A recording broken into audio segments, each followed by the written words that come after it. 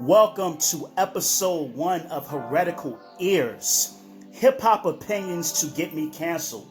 So this is a brand new show that I'm going to introduce, or I am introducing under the No Truths Barred platform. And for those of you that know me, you know that back in the day from about 1999 all the way through about 2008, I used to be an MC. I used to write rhymes. I've been in battles. I've been in ciphers. I've been in a lot of different things related to hip hop. And hip hop is a part of me. It's part of my essence. It's probably my favorite genre of music. Not to say that I don't listen to other genres of music, but it's definitely my favorite.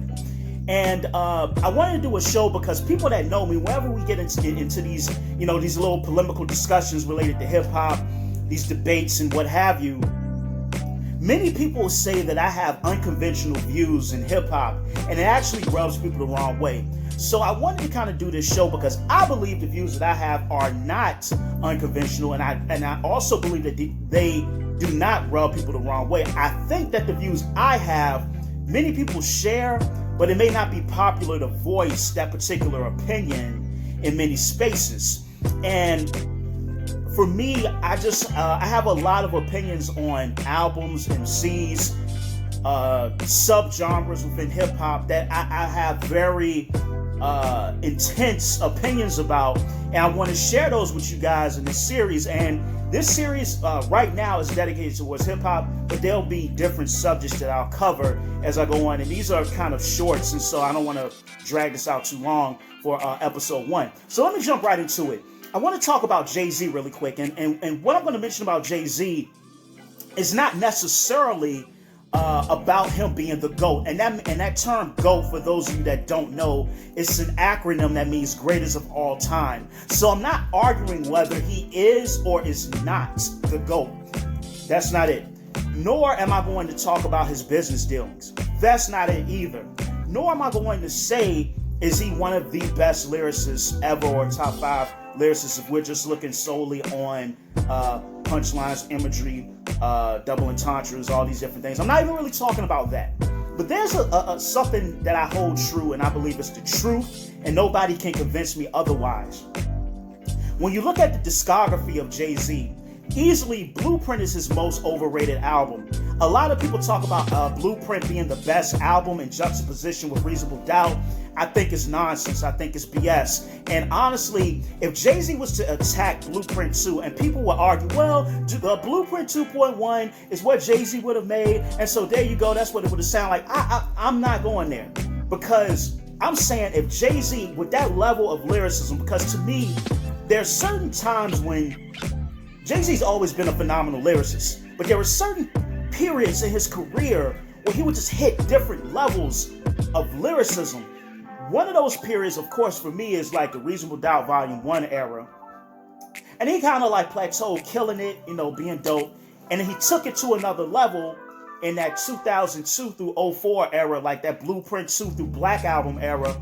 And then I think he took it to another level again just before 444, all the way through now, with the content, the complexity of his metaphors. I think he took that all to another level around that 444 period, and all the way into this modern epoch that we're in as it relates to hip hop.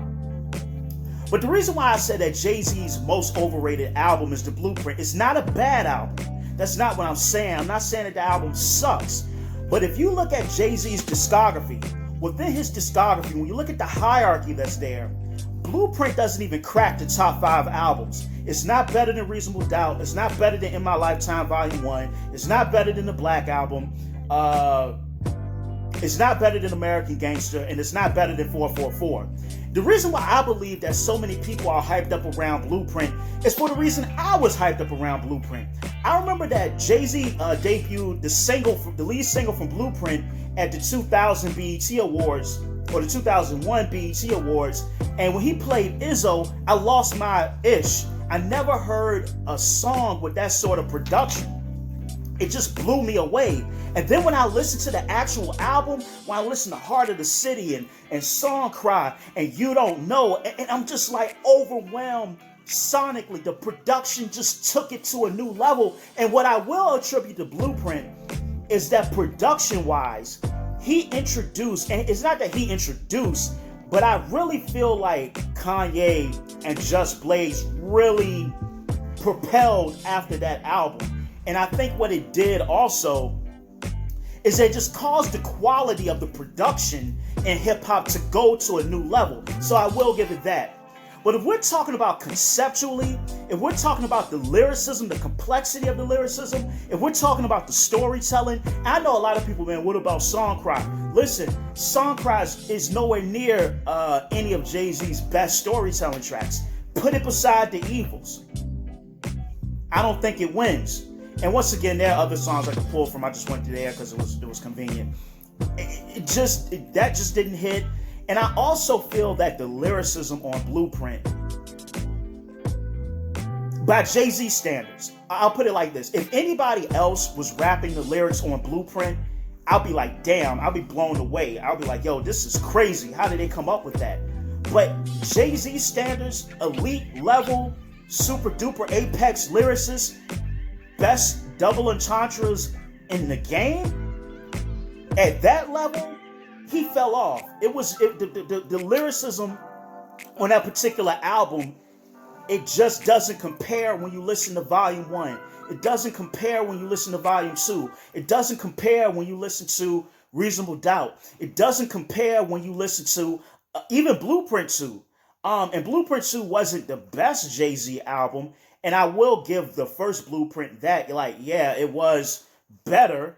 But I think the lyricism on Blueprint 2 was exceptionally better. And then on Black Album, the lyricism on Black Album, and remember, around that Black Album period is when he put out like Dear Summer, Ignorant Shit, all of that, where he was just blacking out, right? And so I can't even compare with those albums. So for me personally, this is my heretical view. The Blueprint is Jay-Z's most overrated album. Sonically, it's a masterpiece. Production-wise, it's a masterpiece. Essentially, Jay-Z was handed a classic album, and as a homeboy of mine said, all he had to do was not mess that up. But as far as his albums, like I said, for me, number 1 is Reasonable Doubt. Number 2 is In My Lifetime, Volume 1. Number 3 is the Black Album. Where'd I put number 4? You know what? Crucify me. I don't care. American Gangster's number 4, and I'll put Blueprint at number 5. I almost didn't. I almost wanted to put 444 there, but I'm gonna put Blueprint at number 5. And I would argue in some ways, 444 is the creativity.